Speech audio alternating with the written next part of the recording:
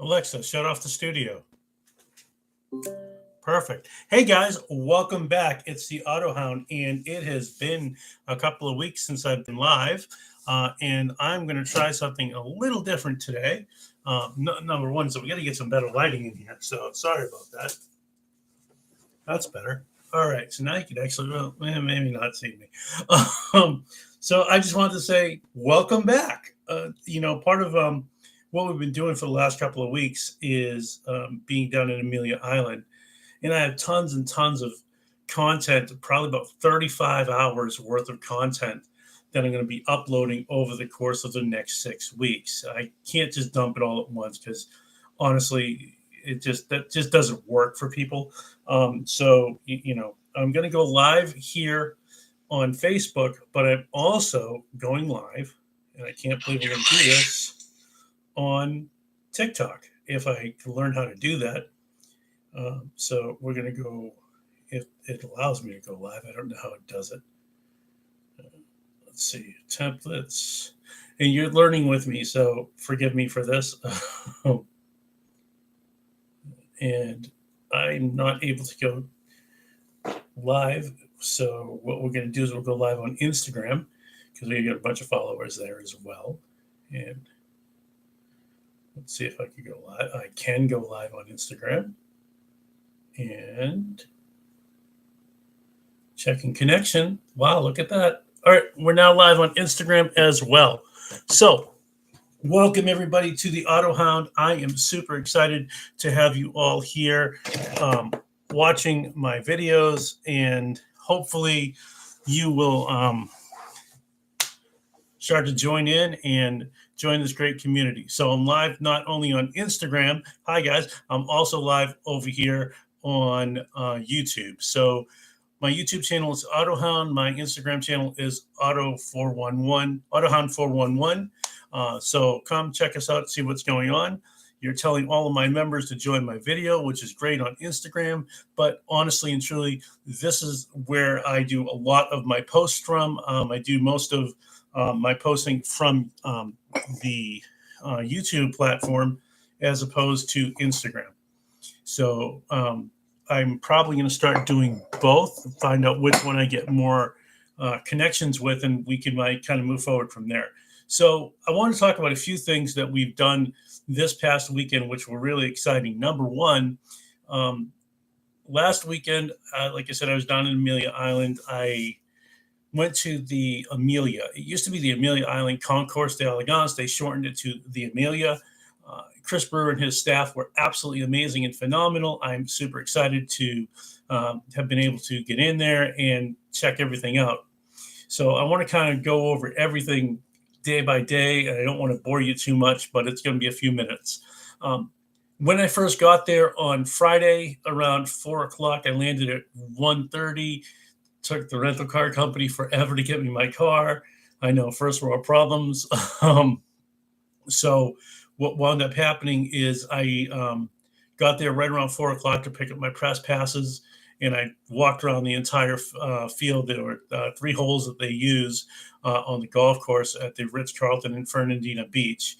It's on Amelia Island, and saw a ton of great cars there, and it's great to have like kind of unfettered access as a member of the media, so I could go down and say hi and take pictures, and there's nobody around, and it's great. So the next morning, I get there around 5:30, 5:45, and I'm walking over the bridge because we got to park at a different lot. Walking over the bridge, and who do I bump into but Ed Bolian and Tyler Hoover. Now, unfortunately, I wasn't able to secure an interview with them.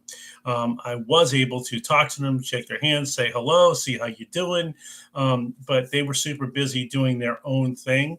So that kind of didn't bode well for my channel, but they're filming Car Trek right now, which is great. So I'm really excited about that, and I can't wait to see that episode. I also, one of the videos that I'll be doing later will show you the 3 cars. I'm sure you've all seen the pictures already. Hello, Ginny Ryan. My wife just said hello. Hello, Ginny. And what's really cool is they have three cars. One is a BMW, which Tyler Hoover's. The other car is a TVR by Ed Bolian. And the last car is a Mazda, looked like to be an RX-7 or RX-8 by Freddie Tavares Hernandez. So as I come over the bridge, I go and I start doing my whole thing, walking around. And I was really excited to see a lot of the cars kind of coming onto the lawn.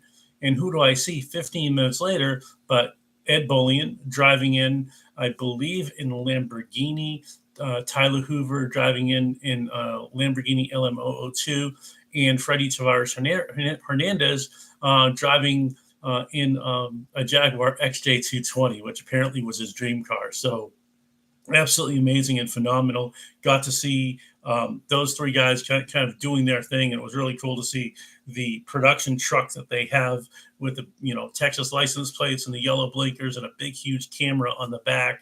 So real professional production versus what I do, which is Autohound, and I just go out there with my camera and my Sony ZV-1 and my GoPro and my iPhone, and we do all this sorts of fun stuff. So my first day was kind of getting the lay of the land, and it was cars and coffee. So I got to walk around and see literally 700 cars. It was unbelievable. It was Porsche heaven, Ferrari heaven, BMW heaven, Mercedes heaven. It was every conceivable amazing car you could imagine. If you are a member of the media or the general public and you want to get a ride in the Porsche's driving experience, the Ferrari experience, the Mercedes experience, you really need to sign up a couple of weeks in advance, I found out. So you definitely want to be able to do that. McLaren had their full complement of cars on site. I saw the Speedtail, two Elvas, a GT, and a GT Spider. Beautiful cars, absolutely amazing. So, hopefully, as you guys are seeing this, you'll understand what I'm doing. I'm just trying to show everybody the cars that I never got to see as a kid. I never got to see it really as an adult until I just started to do this, because I enjoy the heck out of it. So the rest of the day was spent kind of going around and kind of just having fun, taking pictures, taking some videos, and it led to me leaving there around 4 o'clock.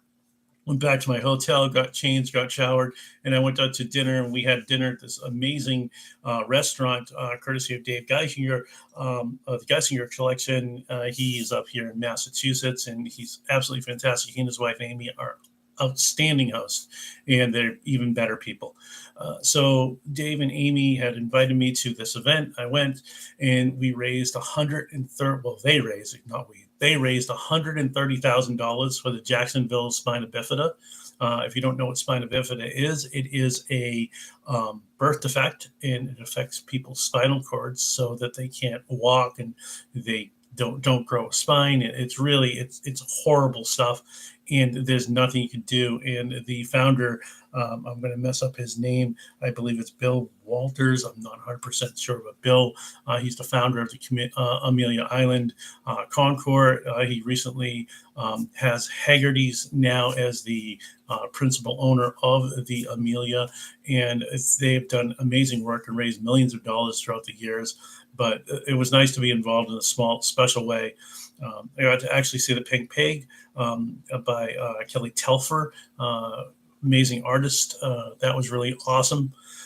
The next morning, I got there bright and early again. I walked over the bridge. I didn't see any celebrities, but I did see something amazing, and I posted it this past Wednesday, which was the return of Hispano Suiza to the United States market. Now, they were a famous car company from the early 1900s, 1904 to 1946, and they are responsible for producing over 50,000 aircraft for the Allies at that time. So it was kind of amazing that to see that history and all their cars and whatnot. But they bring this beautiful car in called the Carmen Belange, which is going to the Eric Fuchs collection. If you don't know, Eric Fuchs is a huge car collector, has over 160 cars in his possession, and he paints them different colors. And this was certainly a different color that he sent over, a color of a purplish rose, like a lavender, over to the folks at Hispano Suiza, and they painted the car to sample. It is purple on the outside, or purple lavender on the outside. It's gorgeous. Please watch my video on YouTube. Excuse me. And also, the interior was all white leather. Every single employee at Hispano Suiza signed underneath in the boot, or the front of the car. It's all electric. It's 1,114 horsepower. Out of an all-electric vehicle, which is just crazy. We know we talked about the Rimac way back, over the summertime, but it's nice to see that there's other companies that are doing it as well. I'm not a huge fan of electric cars, even though gas prices are going crazy, which is a segue in about 2 minutes about what my thought is, what's going on with gas prices right now. The glare is killing me. Sorry. So, what the overarching theme to my time in, by the way, my apologies, I forgot to mention the rest of Hispano Suiza. I then interviewed Sergio. Sergio is the CEO, Sergio and Juan and Judith, and I'm going to forget a bunch of names, so I apologize. But they're absolutely amazing people. Had such a great time. They're super, super gracious to have me come in and actually have a conversation with them. I interviewed him. A little bit hard to understand on the video because a little bit of a language barrier, but he's a great guy, and he's so passionate about what they do and how they do their jobs. So super excited about that. We went around to the rest of the cars on the Concours day. There were about 217 cars there, and each car had a different story to it. There was one section of all hypercars or supercars. There was a Pagani Tempesta owned by Saman, Dr. Saman Salman. He is out of Miami. He is a car collector, also a doctor. And his license plate is Saman, Saman. Check him out. He's got some really cool cars. In addition to that, I saw a Spiker. I had a great conversation with Jim Glickenhaus of Glickenhaus Automotive out of Danbury, Connecticut. I can't wait to get down and drive that car. It's absolutely beautiful. It's a copper color with a snakeskin or fake alligator interior. It's not real because they didn't want to kill any animals, but they definitely made it look really cool. It's a 3-seater, so kind of like the McLaren P1, not P1, excuse me, the McLaren F1, and that was neat. So I enjoyed that. I saw a bunch of other cars, like I said. They had a line of Ferraris that most people would dream about having. It was the Monza. Right next to that, there was the F40, the F50, a 288 GTO, and then a little bit further down, they had the 256 the 288 GTO, and they had the same the California GT from Ferris Bueller's Day Off. Not the actual car, but just the type of car that it was. They had one of them there. In addition to that, they also had a 250 GTO. I mentioned on my YouTube video this upcoming Wednesday that's $50 million. I'm wrong. It's $70 million for a car, which is outstanding and amazing. Looked amazing, great car. I can't wait to go back again next year. Next year I'll be driving down with my wife, so that should be a lot of fun. And speaking of driving, let's talk about gas prices and what's going on with them. First of all, I want to say that the poor people in Ukraine, I support you. Everybody I know supports you. I think that it's a horrible thing that's happening to your country. However, the gas prices have nothing to do with the Ukraine war. Anybody who says otherwise is wrong. We produce the majority of the oil in our own country. We need a pipeline in the country, this Keystone Pipeline. I won't get into politics on my channel. I refuse to do so. You can call me an idiot, whatever you want to do. It's your choice. But I will tell you that if you're basing your knowledge on Facebook, it's not true. The president of the United States is not responsible for gas prices. Didn't happen under George Bush when they were $3.50 a gallon. They're certainly not going to happen at $4 a gallon under Joe Biden. Neither one of them are responsible or were responsible or will be responsible for gas prices. Who's responsible for gas prices are the gas companies, the oil companies, the Chevrons, the Exxons, the Texacos. Exxon made $2.8 billion more in profit this year than they did last year. Chevron made $8 billion this quarter so far in profits. They made $4 billion last year. They're going to make up for it somehow, apparently, folks.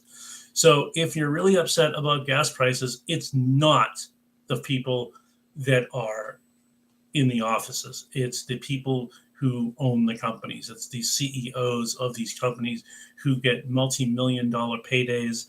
And look, I'm not against anybody making money. I think it's great. I think everybody should make money. However, I'm live and I'm saying it like I believe. I do not believe for 1 second that this is related. Well, correction. I know for a fact this is not related to the United States government. This is related to the simple fact that there's so much greed in this world that people are willing to pay $4 or $5 a gallon. Oh, you're going to pay a lot more in gas prices. And the president never should have said that. He should have said nothing. He should have said, look, you shouldn't be profiteering. I think he did say that. But these companies that are really fleecing the world, it's not just us. Over in Scotland, they're paying $9 a gallon, $1.67 a liter, so or $1.98 a liter, something like that. A friend of mine over in France, he just paid $143 to fill up his Porsche Boxster.